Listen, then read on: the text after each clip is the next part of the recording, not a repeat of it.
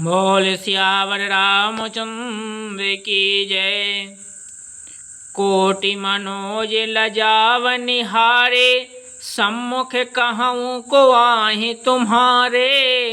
सुनि स्नेह मैं मंजुल बानी, सकुचिय सिय मन महु मुस्कानी। हे सुमुखी, कहो तो अपनी सुंदरता से करोड़ों कामदेवों को लजाने वाले ये तुम्हारे कौन हैं? इनकी ऐसी प्रेममयी सुंदर वाणी सुनकर सीता जी सकुचा गईं और मन ही मन मुस्कुराईं।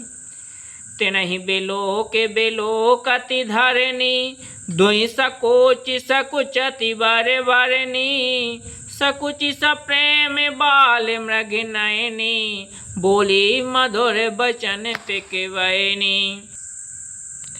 उत्तम गौर वर्ण वाली सीता जी उनको देखकर संकोचवर पृथ्वी की ओर देखती हैं और वे दोनों ओर के संकोचों से सकुचा रही हैं। अर्थात ना बताने में ग्राम की स्त्रियों को दुख होने का संकोच है और बताने में लज्जा रूप संकोच। हिरण के बच्चे के सादृश्य नृत्य वाली और कोकिल सी वाणी वाली सीता जी सकुचा कर प्रेम सहित मधुर वचन बोली कि सहज शोभाय शोभाग्य तन गोरे, नाम लखन लघु देवर मोरे। बहुरी वदनो विधु अंचल ढाके, पिय तन चितई भोए करवा के। ये जो सहज स्वभाव सुंदर और गौरे शरीर के हैं उनका नाम लक्ष्मण है, ये मेरे छोटे देवर हैं। फिर सीता जी ने लज्जावश अपने चंद मुख को आंचल से ढककर और प्रीतम श्री रामचंद्र जी की ओर निहारा कर कर भौहें टेढ़े करके खंजन मंजु तिरी छे नए नहीं, निज पति कहाऊँ ते नए सिय सै नहीं। भई मुदित सब ग्राम वधूटे, रंग कह राय राशि जन लूटी। खंजन पक्षी के से सुंदर नेत्रों को तिरछा करके सीता जी ने इशारे से उन्हें कहा कि ए श्री रामचंद्र जी मेरे पति हैं। यह जानकर गांव की सब युवती स्त्रियां इस प्रकार आनंदित हुई मानो कंगाल ने धन की राशियां लूट ली हों।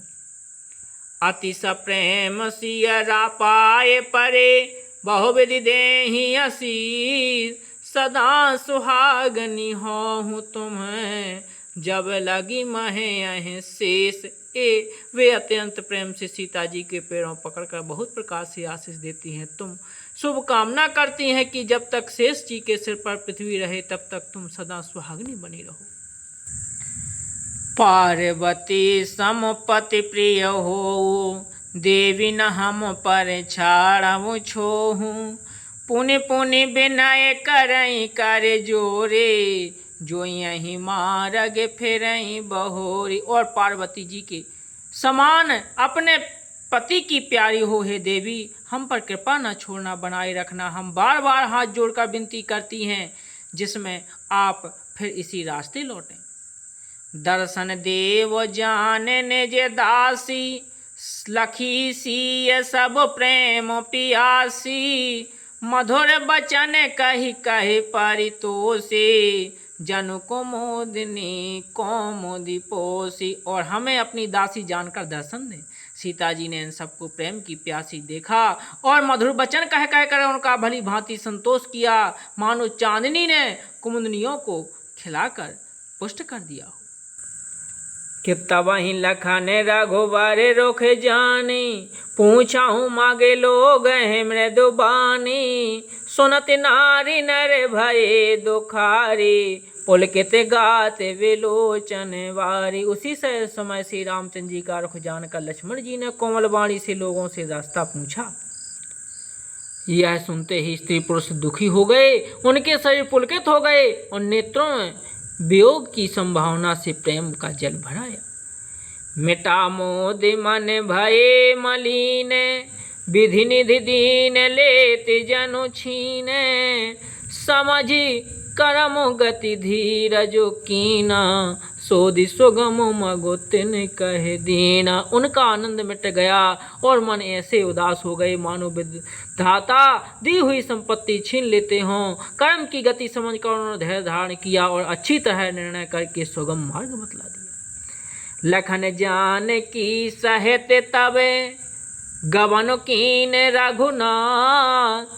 फेरे सब प्रिय बचन कहे, लिए लाए मनमा साथ। तब लक्ष्मण जी और जानकी जी सहित श्री रघुनाथ जी ने गमन किया और सब लोगों को प्रिय वचन कहकर लौटाया, किंतु उनके मनों को अपने साथ ही लगा लिया। फिरत नारे नरे अति पछताहि, देहि दोष देहि मनो माहि, सहते विषाद परस पर कहि, विधि कर तब लेते सब अहि। लौटते हुए वे स्त्री पुरुष बहुत ही पछताते हैं और मन ही मन देव को दोष देते हैं। परस्पर बड़े ही विषाद के साथ कहते हैं कि विधाता के सभी काम उल्टे हैं। निपट निरंको से निठुर निशंको, जेहि ससकीन सरोज सकलंको, रुख कल्प तारो सागरो खारा, तहि पठे वन राजकुमारा।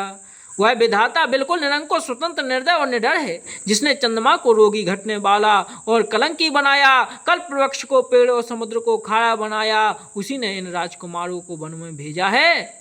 जो पे नह दीन बन बासु, कीन बाद विधि भोग विलासु, ए बिच रही मगो बिनु पद त्राना, रचे बाद विधि वाहन नाना। जब विधाता ने उनको वनवास दिया है तब उसने भोग विलास व्यर्थ ही बनाए। जब वे बिना जूते नंगे ही पैर रास्ते में चल रहे हैं तो विधाता अनेकों वाहन सवारियां व्यर्थ ही रचे। ए मही परहि डासी कुश पाता, सुभग सेज कत सजत विधाता, तरुवर वासी नहीं विधि दीना, धवल धाम रचि रचि श्रम कीना। जब ये कुश और पत्ते बिछाकर जमीन पर ही पड़े रहे तब विधाता सुंदर सेज पलंग और बिछौने किस लिए बनाता है। विधाता ने जब इनको बड़े बड़े पेड़ों के नीचे का निवास दिया तब उज्जवल महलों को बना बना कर उसने व्यर्थ ही परिश्रम किया।